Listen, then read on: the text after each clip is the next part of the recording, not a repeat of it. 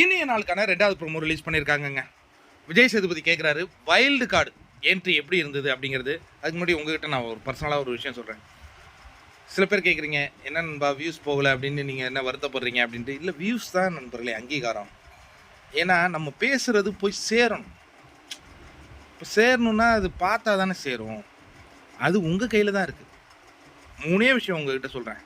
நம்ம சேனலை மக்கள் மற்றவங்க பார்க்கணுன்னு நினைக்கிறாங்க அப்படின்னு நீங்கள் நினச்சிங்கன்னா ஒன்றுமே இல்லை. ஒரு கமெண்ட் பண்ணுங்கள், ஒரு லைக் பண்ணுங்கள், ஒரு ஷேர் பண்ணுங்கள். என்னால் இது 3மே பண்ண முடியாது அப்படின்னு நீங்கள் நினச்சி ஆனால் என் மேலே அன்பு வச்சிங்கன்னா நான் என்ன பண்ணுறது? கமெண்ட்டு நீ எதுவுமே பண்ண வேண்டாம், ஒரு ஹாய்ன்னு கூட சொல்லுங்கங்க.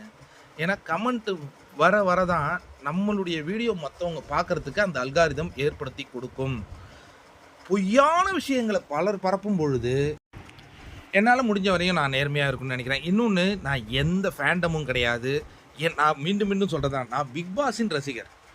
இந்த கேமை யார் ஆடுறாங்களோ அவங்கள பற்றி பேசுவேன், ப்ரோமோவில் யார் வராங்களோ அவங்கள பற்றி பேசுவேன். அதனால் எனக்கு பார்ஷியாலிட்டி கண்டிப்பாக கிடையாது. நீங்கள் நம்புனீங்கன்னா நான் சொன்ன விஷயங்களை எனக்காக செய்யுங்க நண்பர்களே. இப்போ ப்ரோமோக்குள்ளே போவோம். வைல்டு கார்டு வந்தாங்களே என்ன பண்ணாங்க அப்படிங்கும்போது சபரி என்ன சொல்கிறாருன்னா, சார் சாண்ட்ரா வரும்போது அப்படியே சொடக்கு போட்டு சொன்னாங்க சார். அதுக்கப்புறம் ஒன்றும் இல்லை. சபரி, நீ நல்ல பிளேயர் சபரி, கொஞ்சம் அந்த குரூப் விஷயத்துலேருந்து வெளில வந்து ஆடு. உனக்கு திவாகர் நிறைய இன்புட் கொடுக்குறாரு, கொஞ்சம் கேளு தம்பி. நல்ல பையன், நீ நல்லவனாக நடிக்கிறது கூட நல்லது தான்.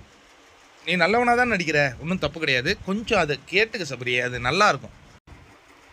நான் யாருக்கும் அகெயின்ஸ்டான ஆட்கள் கிடையாது. சபரி நல்லா கேம் ஆடணும் அப்படிங்கிற அந்த ஒரு அறிவுரையை நான் கொடுக்குறேன்.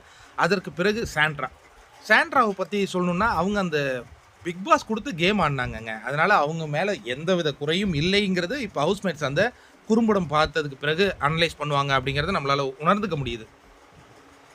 ஆனால் முதல் குறும்படம் அப்படிங்கிறதுனால ஒரு மிகப்பெரிய எதிர்பார்ப்பு இருக்குது. எப்போதும் அந்த ஃபஸ்ட்டு விஷயம், ஏன்னா விஜய் சேதுபதி இது வந்து குறும்படமே போடல.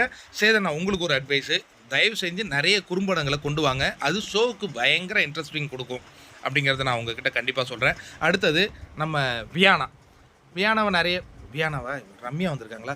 ரம்யா சார் பினாயில் போட்டு கழுவிடுவேன்னாங்க சார், ஆனால் அவங்க ஒன்றும் பெருசாக செய்யலை அப்படிங்கிறாங்க.